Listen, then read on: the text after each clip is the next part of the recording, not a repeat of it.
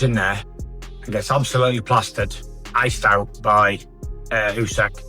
So it just shows, you know, and all the big fights, Tyson Fury and AJ. AJ got ironed out by Dubois properly, and Usyk just ironed out Dubois. You know, I just worry about him going forward, because fighters who study him and watch him know, I get you past 3 or 4 rounds and keep putting dents in you, it's only a matter of time.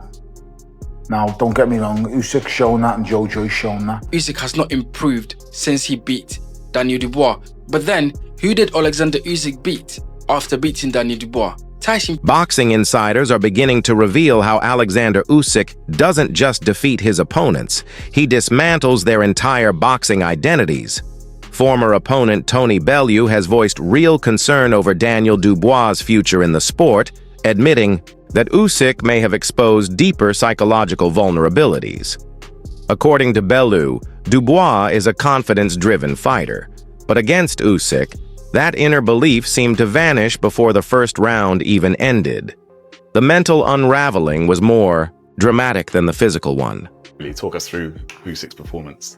It was basically as I predicted. I said Oleksandr Usyk would figure Daniel Dubois out and he'd stop me, just done it a little bit quicker than I thought. I said anywhere between 8 and 10, and he does it in, I think it was the 5th or the 6th. Yeah, that's it. The 5th round. So basically, he comes out, he starts, he just does a good look in the first round, but he already implements the jab straight away. Oleksandr, and he hits Daniel Dubois with a really hard jab. And like I said before, Daniel Dubois is a confidence fighter. When he gets confidence and he starts pressing forward, the confidence builds and his momentum builds.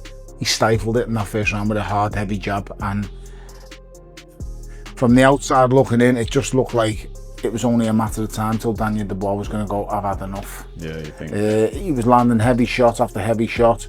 Even when he landed to the body, Usyk was like, touched his body and then just was like, well, what are you going to do? Nothing's working for you.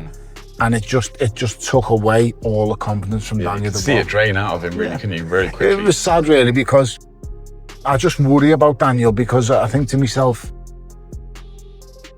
as fighters, the thing that you need most is heart, and he's displayed that on a couple of occasions against your Jerome Millers and your Filip Hrgovićs.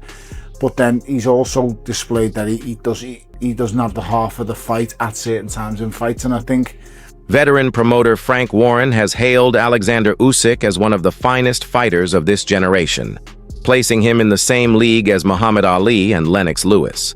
His praise wasn't just polite admiration. It underscored Usyk's transcendent skill and discipline, which have elevated him beyond typical champion status. Warren's remarks, notably uncharacteristic for a promoter usually backing his own stable, suggest that Tyson Fury's possible comeback isn't coincidental. It may be a direct response to Usyk's brilliance. Warren implies that Fury's motivation to fight Usyk again stems from a desire to test himself against a man whose name now belongs in the pantheon of heavyweight legends. Great mental, you know, he's so strong mentally, Usyk. You know, you think about it, every fight he's had has been on the road because of obviously the war in Ukraine, going into other people's backyards and coming away with a prize each time. It takes a bit of a mindset to do that, as well as the skills that he has. But he done a fantastic job and took the fight over and eventually stopped Daniel. How do you think he compares to the other greats of the sport then, the likes of Muhammad Ali, Lennox Lewis, George Foreman, Mike Tyson, Evander Holyfield? He's up there with them all. He's up there. You know, he's in the top 10, and you left out Larry Holmes, who was a great fighter.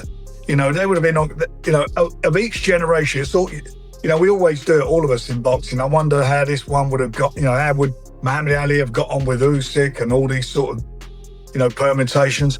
But you can only be the best as you can in your generation, and he at the moment is the guy, and he's done it. He's done it at 3 levels. He won the gold medal at Olympic Games. He unified all of the cruiserweight titles, the 4 belts. And he's done the same in the heavyweight division. And at 38 years of age, he's undefeated. So he's one of the greats. Tyson Fury insists that he's the only man who can beat Usyk. Will he step out of retirement for a trilogy? We'll see, but he likes that fight. He wants that fight. And they were close fights, by the way. You know, very, very close fights. Both of those fights that Tyson had with him. So who knows? Anything can happen in this business, and maybe that's the fight that could be made if indeed Usyk wants to do it and Tyson wants to do it. I have no problem with it. In fact, it was mentioned during an interview over the PA address at Wembley on Saturday, and everybody gave it a loud cheer. So, you know, I'm sure there'd be an appetite for it. Tyson Fury continues to vocalize his mission to reclaim the belts he lost to Usyk, but each defeat has clearly chipped away at his aura of dominance. While the bravado remains, the cracks are showing. Observers have noted subtle but telling changes in his demeanor since the back-to-back losses. Fury, once a constant presence in the media, has gone noticeably quiet following his most recent defeat. The absence speaks volumes. For Fury, a third match wouldn't just be about avenging the losses. It's about redemption, legacy, and psychological closure. It may well be the final chapter in a career shadowed by one man's excellence. Usyk, middleweight. You say you want the WBC, and it's held by gypsies. It is held by gypsies. It's held by the Gypsy King, and it's held tightly, grasped tight. And all road leads to a 7-foot behemoth that will absolutely destroy you, middleweight. Middleweight, you will get smashed to bits. You say you wanted to fight me after you beat the bodybuilder. Called me out on television. And now you're being a little bitch pussy boy. Running. Hiding. Saying you've got injuries. You ain't got no injuries. You had a sparring contest. Get out and fight in December. You let your mouth go. Now let's back it up. See if you can back it up, middleweight. Doesn't matter if it's December or April or August next year. The outcome will be the same. I will obliterate you. I'm a 7-foot, 20-stone behemoth, and I will destroy you, middleweight. Find your balls. Come see me. Bitch. For Usyk, the journey is far from over. Despite already conquering some of the division's biggest names, he remains hungry, focused, and willing to take on anyone. Following his dominant performance against Daniel Dubois, Usyk wasted no time, declaring his interest in facing both Tyson Fury and Anthony Joshua again. This isn't mere showmanship. It's a testament to a champion who refuses to coast on past accomplishments. His drive for greatness is reflected not only in his words, but in his flawless execution fight after fight. Usyk doesn't just welcome challenges, he thrives on them. He's a fighting man. We are fighting men, after all, right? He's a fighting man, and that's going to eat away at his soul. The fact that he lost his last ever fight to Oleksandr Usyk. So my bet, my money, would go on a rematch happening in Saudi Arabia once again, not in October, sometime around March next year. You got to decompress. You got to forget all about fighting. Enjoy your family. Spend some family time, walk me dog, go to the tip. Me and Frank will talk what's going to happen in the future. Get over the loss mentally, because it'll take a while to process. Now, granted, it was a split decision. One judge thought that he won. So there's a moral victory there. So to the press and to the public, you can talk and say, one judge thought I won. So therefore, in my mind, we're good. But when he goes home and you rest your head on that pillow at night, you know, the world knows that Oleksandr Usyk was the winner of that fight. And that is why fighters, when they have the money, they have the respect, they've got the career already in the bag, is why they continue to fight. After Daniel Dubois' crushing loss to Usyk, Tyson Fury stepped in with an unexpected but powerful gesture: mentorship. Recognizing the mental scars left behind, Fury offered his guidance and training support to the young British heavyweight.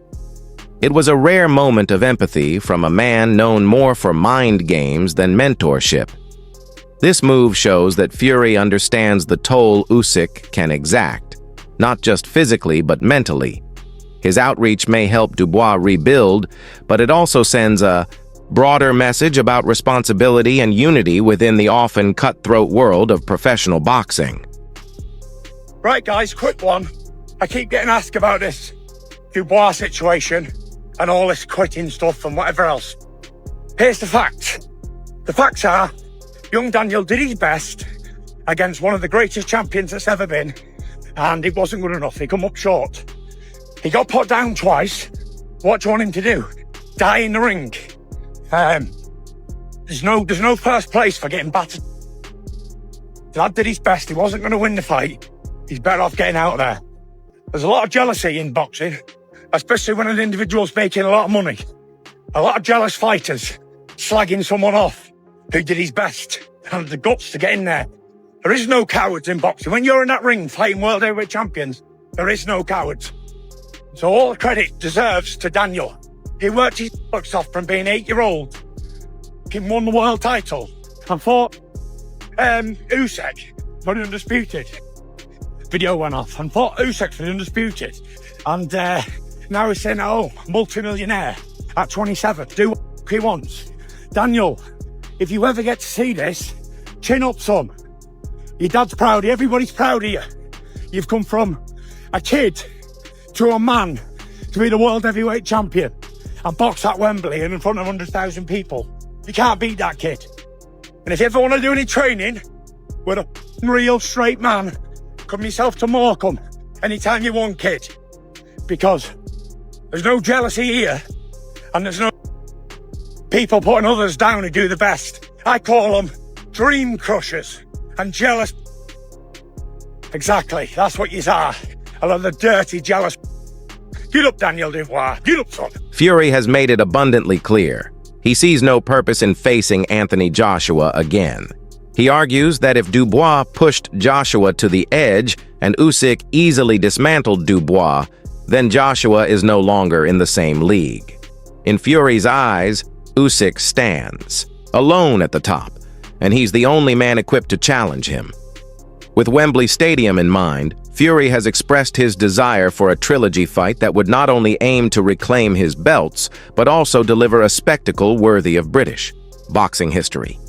This isn't just about revenge, it's about ending an era with the ultimate fight. Situation. You know, you got AJ boxed Daniel Dubois recently and got ironed out, knocked down 5 times, flattened. And then Dubois was on a great run. Three big knockouts in a row, including Joshua and Kovic and Miller. And he goes in there and gets absolutely plastered, iced out by Usyk. So it just shows, you know, and there's all the big fights, Tyson Fury and AJ. AJ got ironed out by Dubois properly, and Usyk just ironed out Dubois. So it's quite pointless. The only man who's been able to beat this fucker is myself, and been ripped off. So I'm not sure what's going on, but you know what it is. GK all day, every day. Fucking still the top dog, still the top G. Beat him twice and I'll do it again. Wembley, here we come. 3 times. Good up. Despite Fury dismissing the idea of another bout with Joshua, the boxing rumor mill has continued to churn with talk of a Fury-Joshua showdown. As a possible tune-up fight before Usyk 3rd, it presents strategic value. Fury hasn't stepped into the ring since May 2024, and Joshua is eager for redemption. Such a clash would electrify fans and reshape the current heavyweight narrative. For both fighters, it's a chance to reassert their place at the top and possibly set the stage for an even bigger clash with Usyk down the line.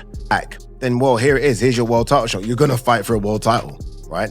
But if you're Joseph Parker, and I spoke to Andy Lee, it isn't just a case of fighting for a world title. You want to fight the #1 for the world title, and that guy is Oleksandr Usyk. So, yeah, there must be loads of conversations going on right now. Loads of conversations. I did say this the other day, and I don't know, sometimes I'm like, you know, when I was in the ring and I was interviewing Oleksandr Usyk, I was desperate because of my love for Joseph Parker. I was desperate for Joseph Parker to get, I know he got in the ring after, but I'm talking about on the zone. So whilst everyone is still in the stadium and everyone's still tuned in, I was desperate for him to kind of just jump in the ring. I was desperate for him to do it. Chisora was trying to do. So Chisora knows how to play the game. And as much as people are like, what's Chisora doing? Chisora's, well, look, Chisora won't get the fight, but that's kind of what you got to do. And I know people are like, well, 1 second, it's not like that. It's rankings. Well, no, it's not though, is it? Because again, Oleksandr Usyk can vacate the belt. He can say no. You have to kind of do what Daniel Dubois did last time. Daniel Dubois, rightly or wrongly, got in the ring, pissed Usyk off. Usyk's like, okay, we'll fight then. Fuck it. If this is what you're doing, dude, we'll fight. And I felt like there was a time where I wanted Joseph Parker to almost nudge me. And I'm telling you now, we're kind of told not to give the mic. I don't know if you see, I always hold on to the mic. I would have given Joseph Parker the mic. And I would like Joseph Parker because there's a mean side to Joseph Parker. I think everyone sees the friendly side. I've seen the mean side. And I wanted Joseph Parker to say, I want my shot. You've been ducking me. All these things might not be true, but do it. Sell it. The crowd would have gone a bit wild, right? Because I think a lot of the crowd want Joseph Parker to get his shot. But that's not what happened. And all of a sudden, you're seeing Jake Paul in the ring doing a face-off. You're seeing all these, and I'm like, where's Joseph Parker? Where are you, Joseph? Anthony Joshua has been refreshingly honest about his experiences against Usyk, openly admitting that he was outclassed in terms of skill and composure. This humility, rare in a sport built on ego, further elevates Usyk's legacy. Joshua's acknowledgement of Usyk's tactical brilliance, his footwork, timing, and control has added weight to the Ukrainian's growing legend. Yet, despite these admissions and Usyk's clear superiority over British contenders like Joshua and Chisora, the UK media has been slow to fully embrace his greatness. It raises uncomfortable questions about narrative bias and national pride, interfering with fair recognition. Oleksandr Usyk has dominated British heavyweight boxing. Every single British fighter we've put in front of Usyk, he's beaten. Usyk has beaten the likes of Derek Chisora, Anthony Joshua twice, Daniel Dubois, and Tyson Fury twice. But I've noticed something. Every time that Usyk is fighting a British fighter, a section of the British media finds a way to discredit Oleksandr Usyk. Here is a prime example of what I am talking about. Yeah, so I know Daniel Dubois. I see him work from day to day. I know what they're working on tactically. Go back to 2023 when Dubois lost to Oleksandr Usyk, and you say, all right, yeah, look, they seem quite far apart there. He had his moments, Daniel, but Usyk was sort of leagues above him then. Oleksandr Usyk has not got better since then. There's a lot of miles on the clock since then. There's no sign of deterioration. But what I'm saying is Daniel Dubois is a different character, a different animal from then. You're saying that Usyk has not got better since fighting Daniel Dubois? Yeah, even though he's dealt with Fury? Yeah, absolutely. According to Spencer Oliver, Usyk has not gotten any better. Usyk has not improved since beating Daniel Dubois. Now that is some of the most inaccurate nonsense I have ever heard on live radio.